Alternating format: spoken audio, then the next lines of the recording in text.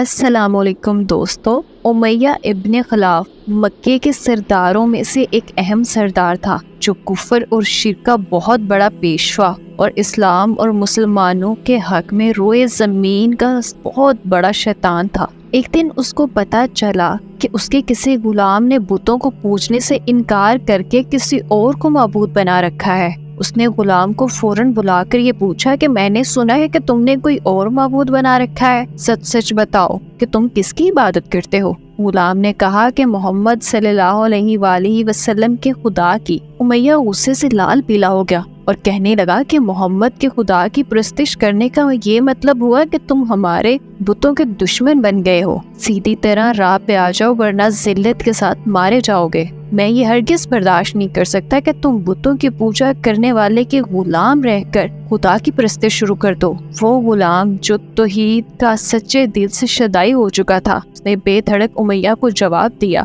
کہ میرے جسم پر تو تمہارا زور چل سکتا ہے، لیکن میں اپنا دل اور اپنی جان محمد صلی اللہ علیہ وآلہ وسلم، اب اللہ کی عبادت ہی میری زندگی کا مقصد ہے، اور تمہارے خود سے بنائے ہوئے بتوں کو پوجنا میرے بس کی بات نہیں ہے۔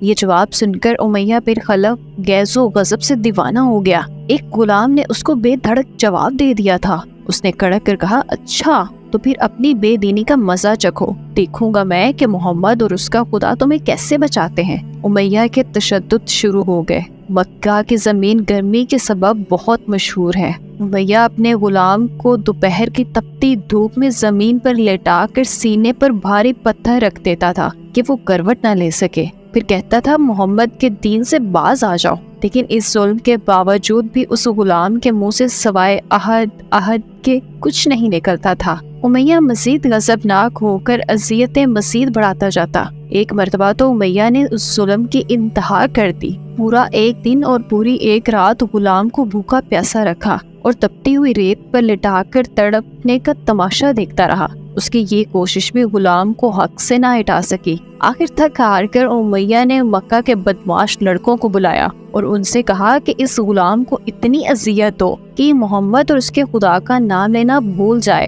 یہ لڑکے امیہ کی خوشی حاصل کرنے کے لیے اس بے بس غلام کو بری طرح مارتے رہے، جسم کے کپڑے اتروا کر لوہے کی چادریں پہنا کر تی دھوپ میں کھڑا کر دیتے، لیکن غلام کی زبان سے عہد کے سوا کچھ نہیں نکلتا تھا۔ اسلام کی راہ میں بے پناہ اذیتیں اور تکلیف برداشت کرنے والے کوئی اور نہیں بلکہ حضرت بلال حبشی رضی اللہ تعالی عنہ تھے۔ انہی ظلم و ستم کے دوران ایک دن حضرت ابو بکر صدیق رضی اللہ تعالی عنہ کا وہاں سے گزر ہوا۔ آپ رضی اللہ تعالی عنہ نے امیہ سے کہا کہ اے امیہ، اس بےکس اور مظلوم غلام پر اتنے ظلم و ستم نہ کرو، اس نے تمہارا کیا بگاڑا ہے؟ وہ خدائے واحد کی عبادت کرتا ہے، اگر تو اس پر احسان کرے گا تو احسان آخرت میں تیرے کام آئے گا۔ اس پر امیہ نے نہایت حقارت سے کہا کہ میں تمہارے اس خیالی آخرت کے دل کو نہیں مانتا، جو میرے دل میں آئے گا میں وہی کروں گا۔ صدیق اکبر اس جواب کو سن کر بہت افسردہ ہوئے، لیکن پھر بھی آپ رضی اللہ تعالی عنہ نے انہیں سمجھایا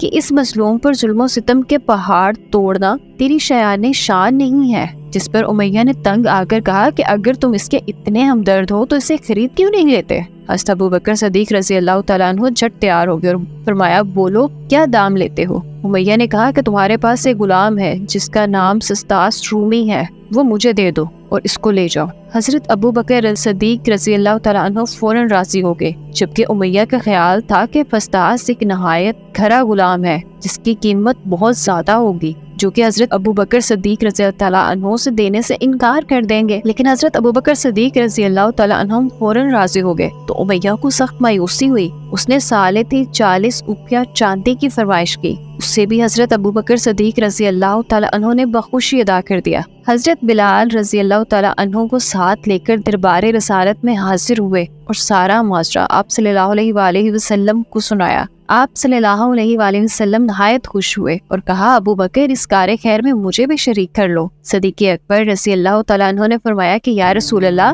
میں اسے خدا کی راہ میں آزاد کر چکا ہوں۔ یہ سن کر زبان رسالت سے صدیق اکبر رضی اللہ تعالیٰ عنہ کے لیے کلمہ رحمت جاری ہوا۔ حضرت بلال رضی اللہ تعالیٰ عنہ نے اس غلامی میں 28 سال گزار دیے، لیکن آپ چونکہ نہایت ہی نیک اور پاکیزہ طبیعت کے تھے، لہٰذا جب آپ صلی اللہ علیہ وسلم نے دعوت توحید دی تو آپ نے فوراً اسے قبول کر لیا اور یوں آپ سابق کی جماعت میں داخل ہو گئے۔ حضرت بلال ہمیشہ آپ صلی اللہ علیہ وسلم کی خدمت میں حاضر رہتے اور دل و جان سے نبی پاک صلی اللہ علیہ وآلہ وسلم کی خدمت کرتے۔ آپ صلی اللہ علیہ وآلہ وسلم حضرت بلال کو کسی بھی چیز کا حکم دیتے تو وہ اپنی جان بھی لگا دیتے۔ غزوہ بدر سے لے کر غزوہ تبوک تک تمام غزوات میں شامل رہے، لیکن حضرت بلال کی اسلام کے لیے سب سے بڑی خدمت، ان کا سب سے بڑی سعادت، اسلام کا سب سے پہلا مؤذن ہونا ہے۔ مسجد نبی صلی اللہ علیہ وآلہ وسلم تعمیر ہوئی تو آپ صلی اللہ علیہ وسلم نے ان کو اذان دینے کا حکم دیا۔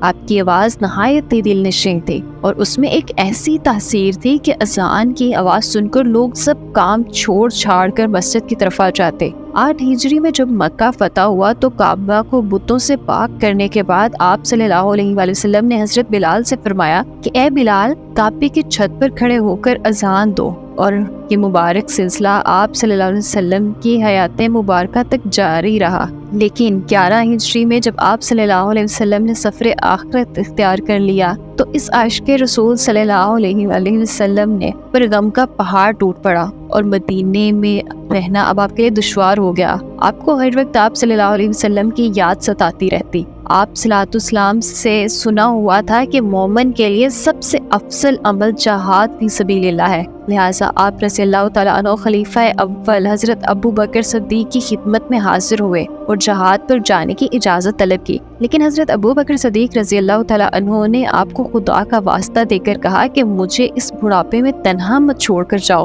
تو حضرت بلال نے اس شرط پر حضرت ابو بکر صدیق رضی اللہ تعالیٰ عنہ کی بات مانی کہ اب وہ رسول اللہ کے بعد کسی کے لیے اذان نہیں دیں گے۔ حضرت ابو بکر صدیق رضی اللہ تعالیٰ عنہ نے ان کی یہ بات مان لی، لیکن آپ کے دور خلافت کے بعد خلیفہ دوم حضرت فاروق اعظم رضی اللہ تعالیٰ عنہ کے دور میں بھی جب بیت المقدس کی تسخیر کے لیے شام جانا پڑا، جب وہاں عیسائیوں سے صلح نامہ طے پانے کے بعد حضرت عمر فاروق رضی اللہ تعالیٰ عنہ نے خطبہ دیا اور حضرت بلال سے درخواست کی کہ آج آپ قبلہ اول پر توحید کا پرچم لہرا دیا ہے، تو اس باعظمت موقع پر اگر آپ اذان دیں تو ہم آپ کے مشکور رہیں گے۔ یہی اذان دینی شروع کر دی تو صحابہ کرام کو عہد نبی کی مبارک یاد تازہ ہو گئی اور ان پر رغبت طاری ہو گئی۔ شام کے واقعے کے بعد حضرت بلال نے شام ہی کے ایک گاؤں میں رہائش اختیار کر لی، کیونکہ مدینے میں ہر وقت آپ صلی اللہ علیہ وسلم کی یاد ستاتی رہتی تھی، لیکن ایک دن آپ نے خواب میں آپ صلی اللہ علیہ وسلم کی زیارت کی۔ آپ ان سے فرما رہے تھے کہ اے بلال، کیا ابھی وقت نہیں آیا کہ تم ہماری زیارت کے لیے آؤ؟ اس خواب نے آپ کو بہت تڑپا دیا اور آپ بے تاب ہو کر فوراً مدینے چلے گئے۔ مدینے پہنچ کر حضرت بلال نے روزہ اقدس پر حاضری دی اور اس درد سے روئے کہ حاضرین بھی اشک بار کر اٹھے۔ وہیں حضرت امام حسن رضی اللہ تعالیٰ عنہ اور حضرت حسین رضی اللہ تعالیٰ عنہ بھی موجود تھے۔ نانا کے پیارے نواسوں کو اپنے ساتھ چپکایا اور بے تحاشا چومنے لگے۔ حضرت حسن رضی اللہ تعالیٰ عنہ نے آپ سے اذان فجر کی فرمائش کی، اس میں رد کرنے کی کہاں گنجائش تھی۔ جب اگلے دن فجر کا وقت ہوا تو آپ نے اذان دینی شروع کی۔ لوگوں کی عہد رسالت کی یاد تازہ ہو چکی تھی اور لوگ اس طرح روتے ہوئے مسجد میں جانے لگے کہ جیسے کہ نبی پاک صلی اللہ علیہ وسلم کا دور واپس آ گیا ہو۔ ایسا دردناک منظر کبھی دیکھنے میں نظر نہیں آیا۔ حضرت بلال حبشی رضی اللہ تعالیٰ عنہ نے 60 سال کی عمر میں وفات پائی۔ آپ کا مزار دمشق میں ہے۔ آپ کو دربار رسالت میں خاص مقام حاصل تھا۔ آئیے ہم سب اللہ تعالیٰ سے دعا کرتے ہیں کہ ہمیں بھی حضرت بلال حبشی رضی اللہ تعالیٰ عنہ کی صفات میں سے کچھ صفات عطا فرما۔ آمین۔